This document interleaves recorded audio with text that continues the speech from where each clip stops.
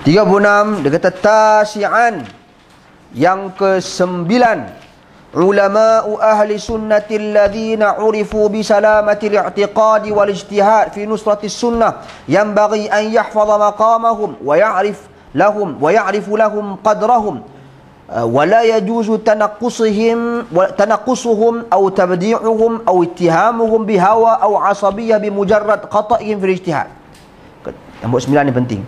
Ulama-ulama ahli sunnah yang diketahui selamatnya akidah mereka dan kesungguhan mereka dalam mempertahankan sunnah, maka hendaklah kita mempertahankan dan menjaga kedudukan mereka dan mengiktiraf kemampuan mereka, dan tak boleh sama sekali kita merendah-rendahkan mereka, membid'ahkan mereka, membuat tomahan bahawasanya mereka ni mengikut hawa nafsu, dan juga membuat tomahan mereka ni asabiyah hanya kerana kesilapan dan kesalahan mereka dalam persoalan ijtihad.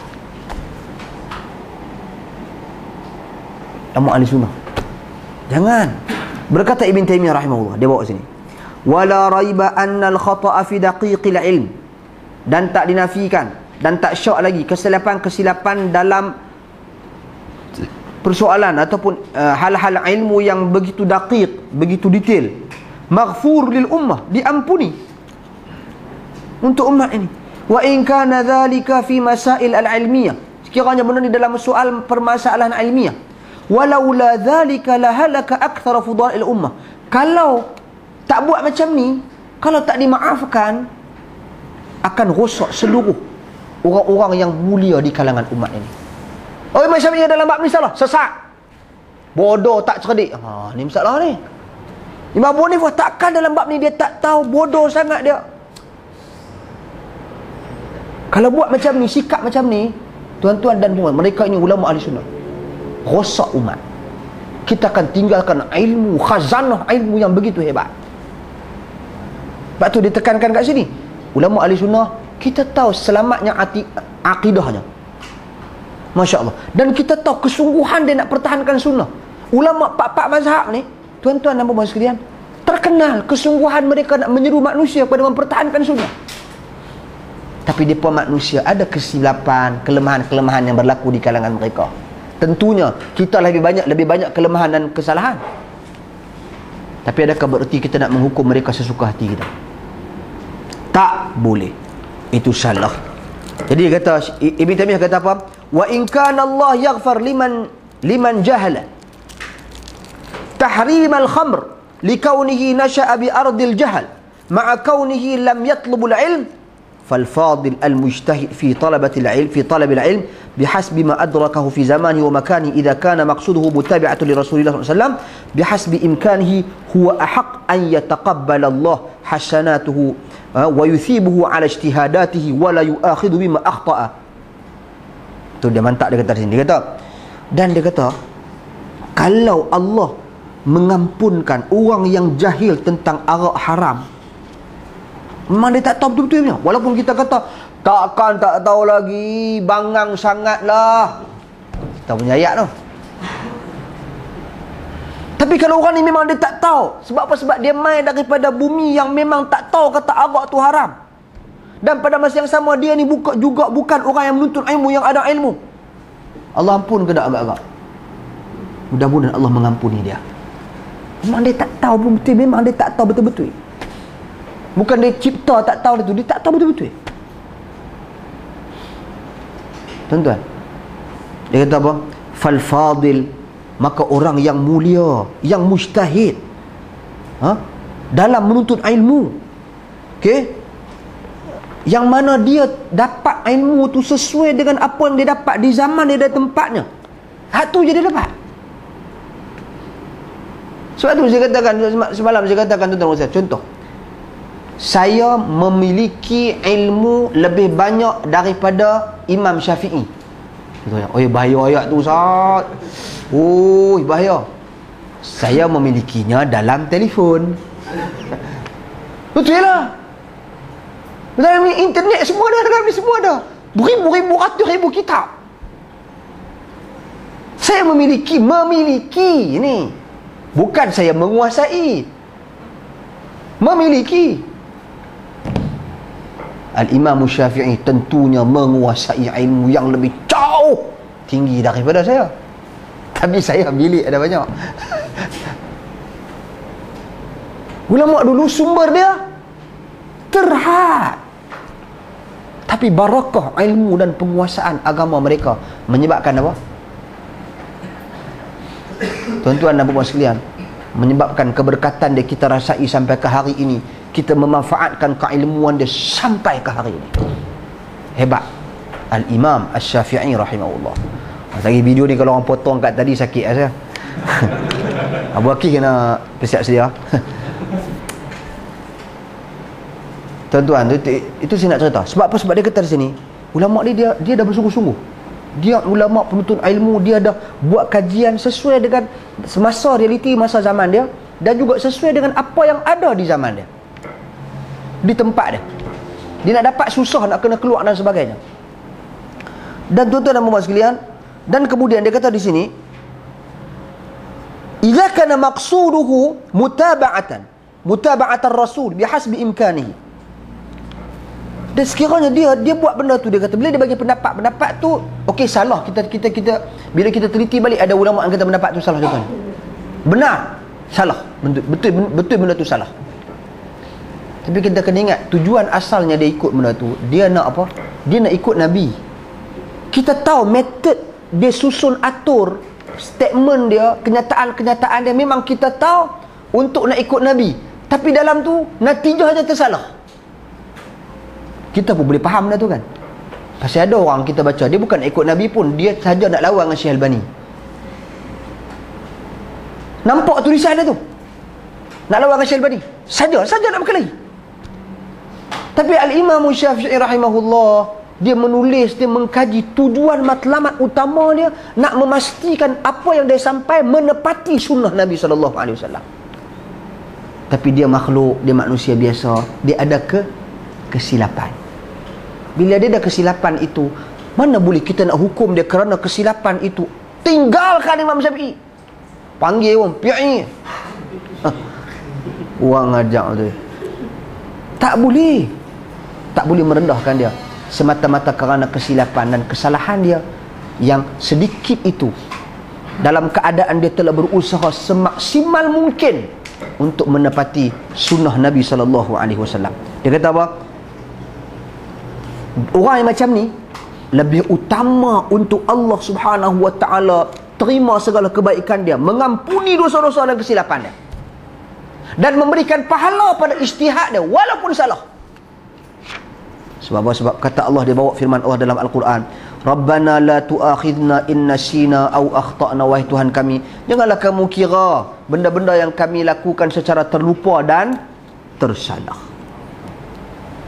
Itu dia. Tuan-tuan dan puan sekalian, Ibn Taymiyah kata lagi, ni saya baca berenggan ni, lepas tu kita masuk nombor yang ni lah ni habis ni.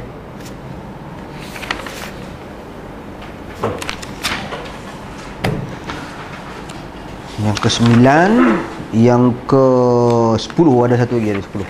Okey. Dan ke-11 pun ada. Dia kata di sini, dia kata, Ibn Taymiyah kata, hadza qaulus salaf. Ini adalah kata-kata ulama salaf, wa a'immatil fatwa, dan ulama-ulama yang imam-imam memberikan fatwa, ka Abi Hanifah wa Syafi'i wa Tsauri, seperti Abu Hanifah, Imam Syafi'i dan juga Tsauri, wa Daud ibn Ali, dan juga wa ghairihim, dan selain daripada mereka. La, kata-kata apa? La yu'thamun, tidak berdosa, mujtahidan, orang yang mujtahid, mukhtian, yang tersalah, fil masail al-usuliyah, dalam urusan-urusan usul, perkara pokok asas.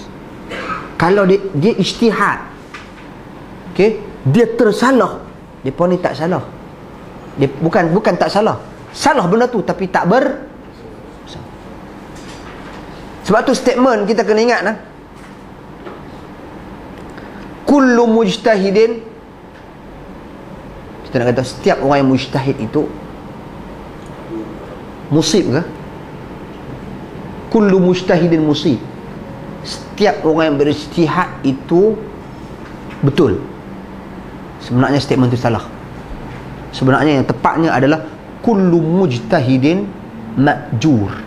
setiap yang berijtihad itu dia akan mendapat ganjaran pahala dengan syarat dia melengkapi syarat-syarat ijtihad. Tujuan dia berijtihad tu, dia ada matlamat dan objektifnya, iaitu untuk menepati tuntutan syariat. Sekiranya dia tersalah dan melengkapi, dan dia telah melengkapi syarat-syarat tadi, maka dia dapat pahala walaupun dia salah. Sebab kalau ijtihad semua betul, tak ada khilaf lah. Nak khilaf apa? Semua betul. Semua betul. Dia ijtihad semua betul. Nak salah apa lagi nak khilaf? Tak ada khilaf. Yang berlaku khilaf ni pasal apa? Pasal ada orang ijtihad betul, ada orang ijtihad salah. Sebab tu ada perbezaan pendapat. Nampak? Tapi tak berdosa. Pasal mereka telah melengkapi syarat-syarat untuk berijtihad dan menjadi mujtahid. Tuan-tuan dan puan sekalian, tu yang tu clear. Itu sebab dia kata apa? Ini merupakan, dia kata, qaulu al-ma'ruf, kata-kata yang ma'ruf daripada kalangan sahabat Nabi, tabi'in. Saya baca terjemahan tu dah senang. Tabi'in lahum bi ihsanin, dan moga Allah memberikan kebaikan kepada mereka, dan juga a'imatuddin, imam-imam agama, dia kata, annahum, mereka itu la yukafirun, tak mengkafirkan, wala yufasiqun, tak memfasikkan, wala yu'athimun, dan mereka tak menghukum orang ini dosa. Siapa dia? Ahadan minal mujtahidin al-mukhti'in, tak menghukum orang ni kafir ke fasik ke dosa ke apa ke, daripada kalangan ada autoriti untuk berijtihad, al-mukhti'in, yang tersalah. Tapi kalau orang ni dia tak dikenali sebagai penuntut ilmu, tak dikenali sebagai ilmuwan yang hebat, tiba-tiba dia bercakap benda-benda yang merapu, lepas tu kita nak pergi duk pertahan. Contoh, saya bagi contoh, Syekh Nazim Haqqani, contoh. Kita dah pun negara Malaysia pun kita dah fatwa dia dah bercanggah pendirian dan agama dia dengan Islam dan sebagainya, dengan ahli sunnah wal jamaah.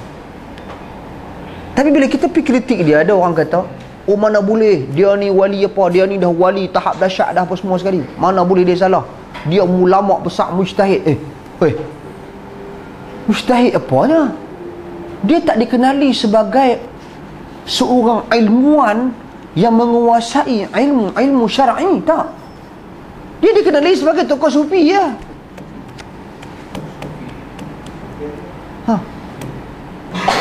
Tokoh sufi, boleh zikir, nari sikit, so itu dia boleh. Yang lain wallahu a'lam, dia tak dikenali dengan hal tersebut. Satu hadis untuk membuktikan orang yang berilmu itu lebih tinggi kedudukannya daripada orang yang abid. Sebab mereka bagi mereka zikir-zikir ni adalah ibadat mereka. Memang zikir adalah ibadat, tak apa. Apa kata Nabi dalam hadis? Fadlul alim ala al-abid ka fadli al-qamar ala sa'iril kawakib. Hadis Abu Daud. Kelebihan orang yang ada ilmu itu daripada orang yang buat ibadat, seperti mana kelebihan bulan daripada segenap bintang-bintang yang lain. Tu pun ibadat yang dia buat tu, dalam hadis tu pun dia merujuk pada ibadat yang mendapati sunnah. Bukan tarian, bukan joget pun. So hanya kerana dia pakai sunnah besar, Allah Allah Allah Allahu Allahu Allahu. Tuan-tuan dan puan-puan, kita pun dia nak ulama besar, kibar dan sebagainya. Yang ni mentaliti yang perlu kita luruskan dan perbetulkan. Dia pun ni tak masuk di kalangan mujtahid. Tak ada mana-mana ulama hari ini mengiktiraf mereka ini mujtahid mutlak, tak ada. Tak ada. Tuan-tuan dan puan-puan. So, tapi ialah ada orang kata ilmu mereka ni lain. Ilmu mereka adalah ilmu isi, ilmu lain, ilmu kulit. Ni tak ada ni lah. Ilmu isi, ilmu kulit, ilmu isi, ilmu kulit. Apa dia ilmu isi yang? Tak ada apa pun. Ilmu di dalamnya ada khazanah, di dalamnya ada di dalam. Aku pening. Kita mengaji nak faham dengan agama. Bukan mengaji bagi tak faham. Jadi dia kata itulah hang tak sampai lagi tahap sebab hang tak sampai maqam lagi. Ini yang paling pelik kali tu. Yang tu yang kita kritik tu. Macam mana zaman sahabat Nabi, orang mai jumpa Nabi 3 hari, balik peluk Islam, Islamkan satu kampung. Hang mengajak apa kat orang ni? Dia tak faham apa ni. Hang nak cerita kat orang pun tak boleh. Ilmu apa ni? Tuan-tuan, ini semua cerita-cerita yang cerita-cerita kartun yang saya rasa kita boleh buat koleksi. Koleksi cerita-cerita kartun. Cerita kartun agama. Kartun agama dia ni cerita-cerita pelik-pelik dalam agama, benda-benda yang tak masuk dan tak logik langsung. Dan kemudian dok berhujah, ini ilmu, ini rahsia Allah Subhanahu Wa Taala. Ini ilmu yang Allah bagi secara laduni yang tak dapat oleh orang-orang fiqh ni. Ulama-ulama syariat dia bagi. Dia ulama syariat, satu lagi hakikat. Kami ini ulama hakikat. Memang hakikat kesesatan. Hakikat apa? Jadi tuan-tuan dan puan sekalian, tapi depa ni kalau bercakap dengan depa pakai tak ada, memang dalil memang tak ada lah. Yang bercakap dia duk ulas benda tu, ada tak tahulah. Jadi saya bercakap soal hakikat kesesatan golongan-golongan seperti pembawa tarikat apa dia tadi, Nazim Haqqani, yang telah difatwa dan diwartakan sesat oleh Jakib. Yang lain-lain tu topik lain.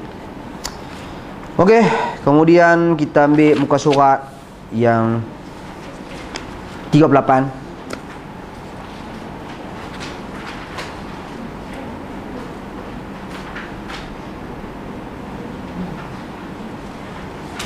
Okey.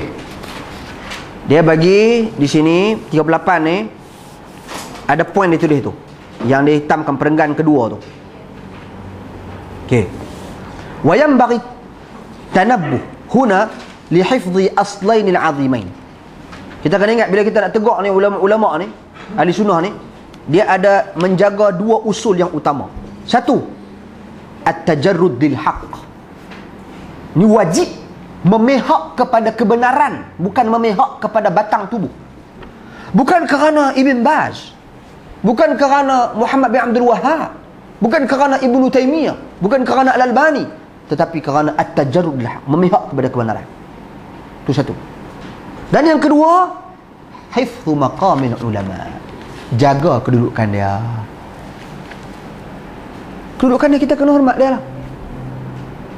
Syekh Albani kita tegur, kita tak setuju dengan pandangan-pandangan dia, kita jawab dari sudut ni, hasil kajian dan penganalisaan saya, perbandingan dengan kalam-kalam ulama-ulama yang lain, saya mendapati Syekh Albani dalam soal ini ada kesilapan dia.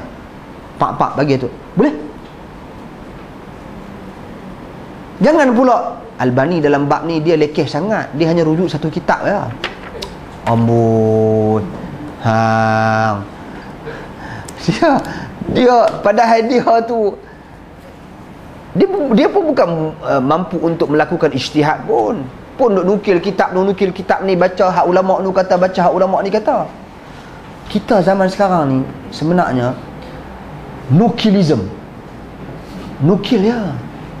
Nukilism, nukil. Ambil. Lepas tu buat rumusan kita. Tu ya. Bayangkan ulama dulu, Imam Syafi'i dia nukil kata-kata siapa? Ada? Yalah dia ada lah. Tapi dia taklah sampai nukil macam kita. Dia membuat satu guideline, peraturan untuk memahami nas, yang mana tak ada pun benda ni dibincang secara tersusun oleh Nabi dan para sahabat.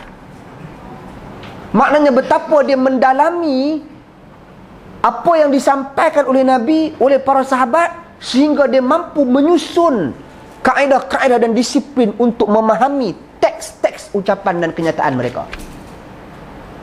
Dia istiqra'u. Nak buat keluar kaedah, tuan-tuan, kita nak keluar kaedah, kita kena study secara menyeluruh. Imam Syafi'i buat. Dia tak ada rujuk. Kalau kita tengok kitab Ar-Risalah Imam Syafi'i, dia ada nota kaki, dia rujuk mana? Hadis memanglah kena rujuk Nabi SAW, asar sahabat Nabi. Yang lain rujuk mana? Kata ulama ni, kata ulama nukilan. Tak. Dia hasil keilmuan dia, kefahaman dia.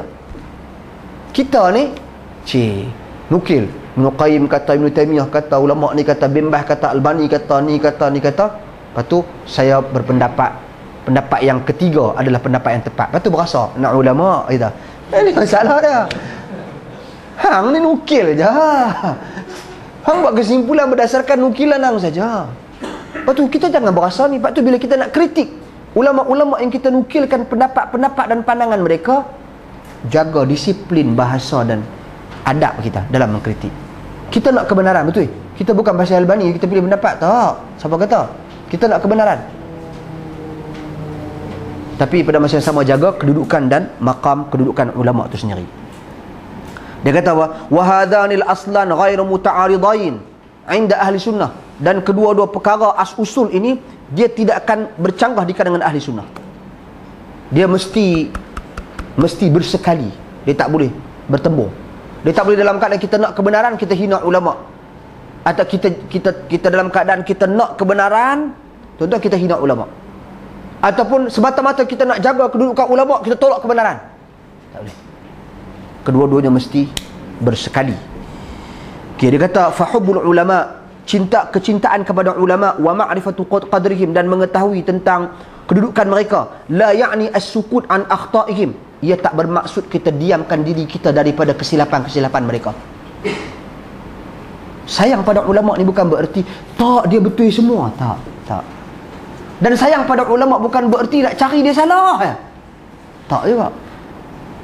Okey, wa adamu tanbih alaihim wa tajarrud lil haqq wa tanbih ala khata'il alim la ya'ni at-tanaqqusuhu wal waqi'atu fi.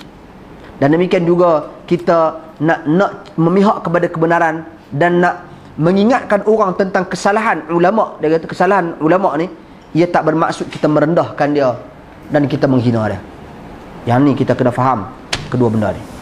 Wallahu a'lam.